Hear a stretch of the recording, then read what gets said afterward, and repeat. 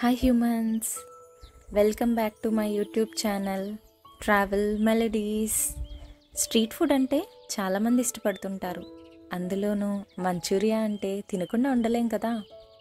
అలానే రెస్టారెంట్లో అయినా కూడా స్టార్టర్స్ అంటే ఫస్ట్ గుర్తుకొచ్చేది వెజ్ మంచూరియానే. సో మనం ఈ వీడియోలో వెజ్ మంచూరియన్ రెసిపీ ఇంట్లోనే సింపుల్గా, టేస్టీగా, హెల్దీగా ఎలా చేసుకోవాలో చూద్దాం. Let's see. ఈ వెజ్ మంచూరియన్ రెసిపీ కోసం ముందుగా ఒక బిగ్ బౌల్ తీసుకోవాలి.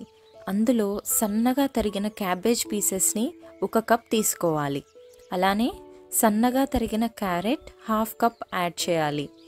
ఇందులోనే 1 స్పూన్ అల్లం వెల్లుల్లి పేస్ట్, 1/2 స్పూన్ మిరియాల పొడి, 1/2 స్పూన్ సాల్ట్ వేసి 2 మినిట్స్ మిక్స్ చేయాలి.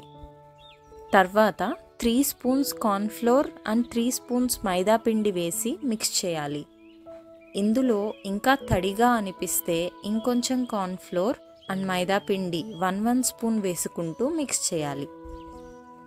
ఇప్పుడు ఈ మిక్స్ని వీడియోలో చూపించిన విధంగా రౌండ్గా చేసుకోవాలి. ఇవి పెద్ద సైజులో లేకుండా ఇలా చిన్న సైజులో చేసుకుంటే ఫ్రై చేసినప్పుడు లోపల కూడా నీట్గా ఫ్రై అవుతాయి. ఇప్పుడు స్టవ్ మీద కడాయి పెట్టి కడాయిలో 1/4 సైజ్ వరకు ఆయిల్ వేసుకొని హీట్ చేయాలి. ఆయిల్ హీట్ అయ్యాక స్టవ్ మీడియం ఫ్లేమ్లో పెట్టుకొని ప్రిపేర్ చేసుకున్న మంచూరియన్ బాల్స్ని ఆయిల్లో వేసి ఈ కలర్ వచ్చేదాకా ఫ్రై చేసి పక్కన పెట్టుకోవాలి. నెక్స్ట్ ఇంకో కడాయి తీసుకొని ఇందులో కొంచెం ఆయిల్ వేసి హీట్ చేసి ఇందులోనే కొంచెం వెల్లుల్లి పీసెస్, ఉల్లిపాయ ముక్కలు, పచ్చిమిర్చి ముక్కలు, ఇంకా స్ప్రింగ్ ఆనియన్స్ ఇలా చిన్న చిన్నగా కట్ చేసుకొని వేసుకోవాలి. క్యాప్సికమ్ పీసెస్ కూడా యాడ్ చేసుకోవచ్చు.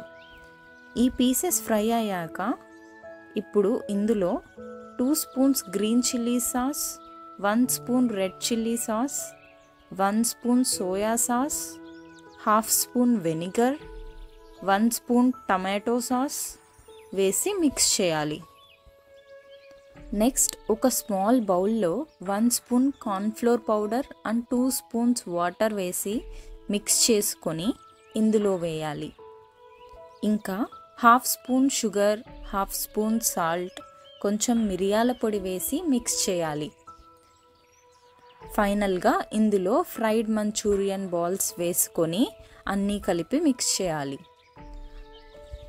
పైన గార్నిషింగ్ చేయటానికి స్ప్రింగ్ ఆనియన్స్ యాడ్ చేయాలి. అంతే, tasty veg manchurian recipe ready. తింటుంటే సాఫ్ట్గా స్ట్రీట్ ఫుడ్ కన్నా చాలా బాగుంటుంది.